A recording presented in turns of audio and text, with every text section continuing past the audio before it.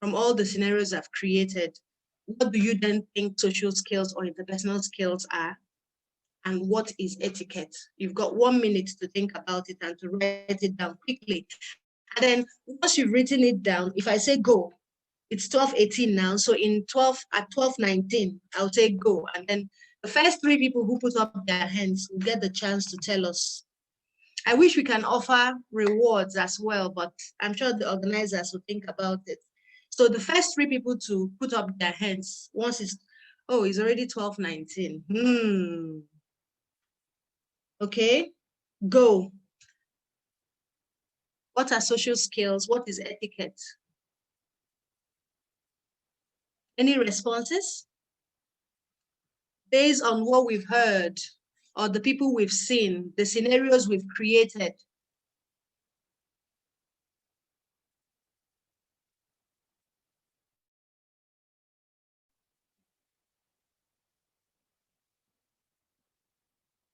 What are social skills?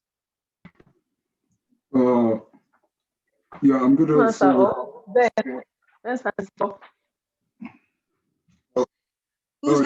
Sean.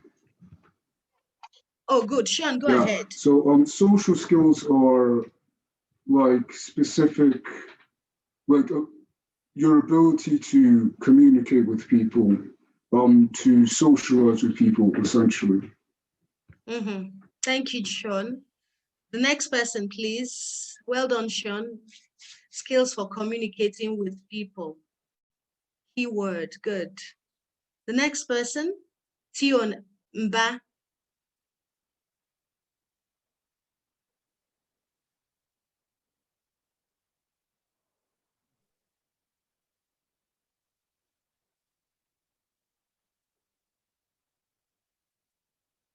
Okay, I'm not sure I can see people now. We have others, please. No, that's okay. It. Okay, that's it. What about etiquette? Okay, Diodos, please go ahead, Diodos. Etiquette is the code of polite behavior in our society or among members of a particular group.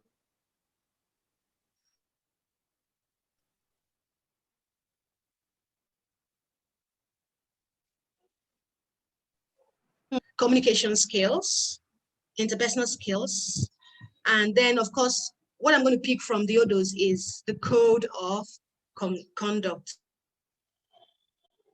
So you are quite right.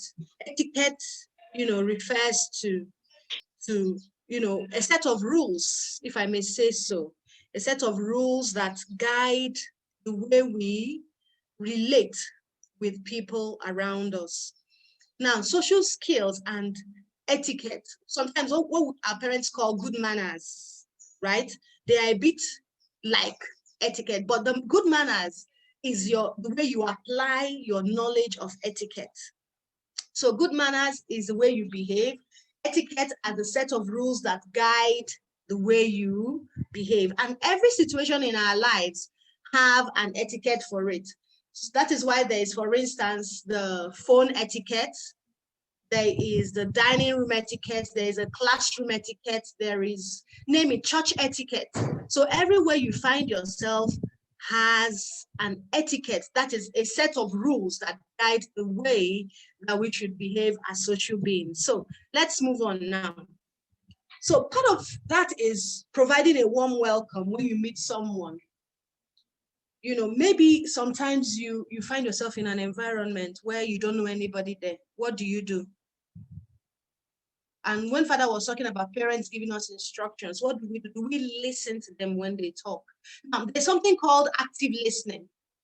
Active listening involves emptying your mind of all inner thoughts and actually concentrating or focusing on the key ideas that the person speaking is trying to convey. So listening is different from hearing. And for one social skill is active listening, because it gives you an opportunity to respond appropriately. So for instance, you're in a dining room and your uncle is there, he's having a discussion with you on Boko Haram, he's having a discussion with you on one of the social issues, your ability to respond to what he has said and give your own opinion is very important. So you can either agree with what he has said or disagree. That shows you've listened actively to what the person is saying. Now, it's very important that when you're in a group, that you are positive. You can imagine among your friends, that person that will always be like, no, it's not good. It's not, if you bring up an idea, let's go and read. The person says, we've been reading since morning. Let's go and play instead. Or hey, this girl is a girl passes by, you're with your friends and everyone is talking about that friend. Everyone is saying, oh, she's really nasty. The last time I spoke to her, she yelled at. You have to look for something positive to say about that person. Well, I know she can be quite temperamental, but the other day I saw her helping an old lady. So these are the things you use to set your own personal identity. And when you are able to set your own personal identity, everyone knows you're not that person to gossip. Everyone knows you're that person to offer help. People know you for who you are, that you're that child that behaves well because you understand the etiquette for every environment. So let's have another question. In what context have you heard of the word etiquette? Have you ever heard of the word etiquette? Hands up who has heard of the word etiquette before? Hands up who has heard the word etiquette. Let's know how many people have heard.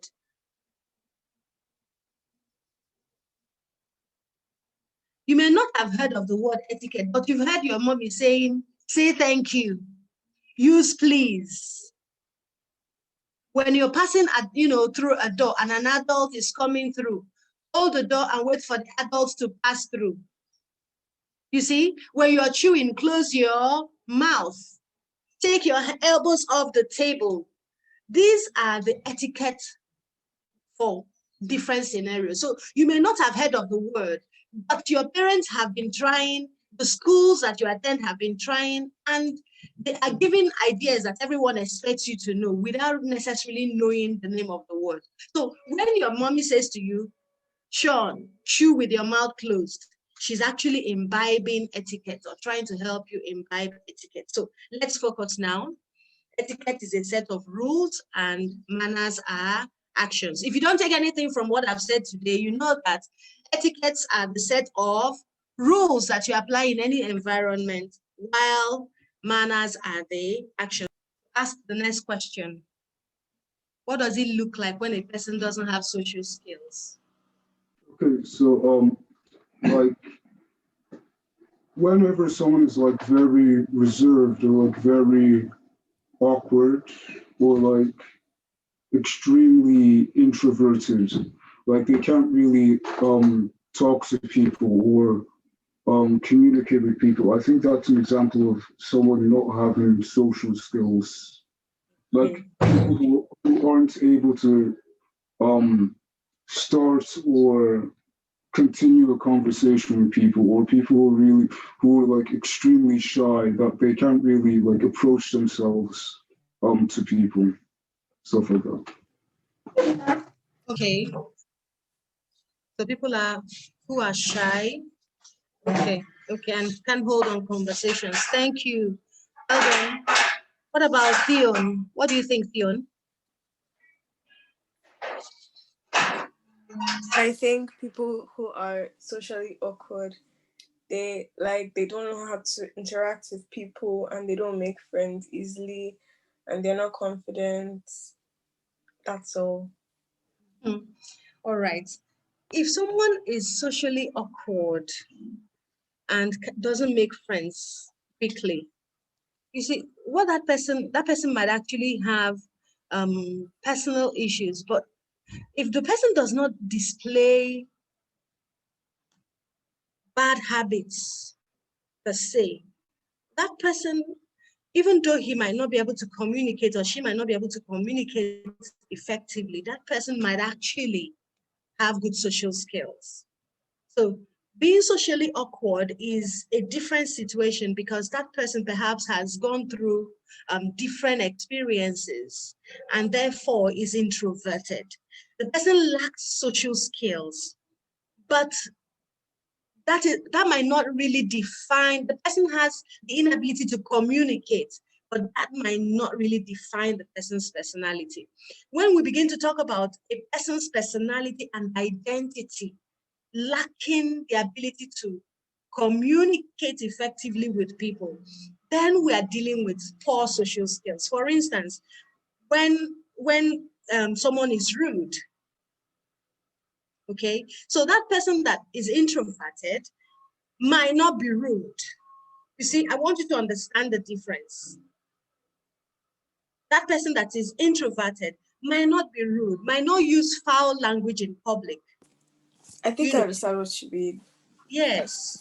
So that person might be suffering from other issues, but and a little bit of help, maybe with good friends, good training, attending this kind of training that we're going through now might actually help that person. But when you use foul language in public, when you are rude to your parents, to adults, when you use cell phone in public, and you talk at the top of your voice, you discuss issues that the next person sitting beside you, say in a bus, has no business hearing about.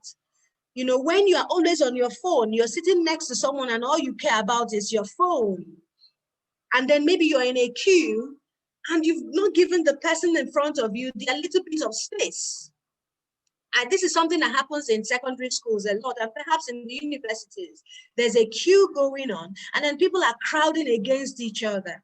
That's actually the common bad lack of social skills. Dressing inappropriately, exposing parts of your body, or even dressing inappropriately for different situations. So for instance, there's a way to dress to school, properly, if your school wears ties and shoes, you need to be sure that your shoes are clean, that your tie is probably knotted, that your sleeves are done, so that's kind of what sets you out as having good social skills. Appearing well-groomed, being properly dressed for the different occasions. So when it's time to go to church, wearing the right kind of dress. It goes beyond even exposing parts of your body to being dressed in the right way for the right situation. Some students want to sag, they want to wear their trousers. That's one thing that many teenagers are fond of. Or they want to wear trousers that are really slim fitted. Or they want to wear trousers that are jumping off their shoes, or they want to wear colored socks. Like my coat of many colors, the one that Jacob gave to his son, Joseph. So, these are actually issues that show common bad manners, common poor social etiquettes. Now, so being unkind to disabled people, being rude to the elderly, grandma and grandpa, when your parents take you to the village and, or maybe they come visiting in the house and you're rude to them, you call them names, old hag. You see, these are different signs. Exhibiting terrible table manners, ignoring, this is not something that we do in Nigeria, but I just thought to bring it up. An RSVP request. So bullying others, fighting, these are poor social skills. And I'm happy that someone, you said, now I understand. So I'm going to give you a minute to read what we've got here.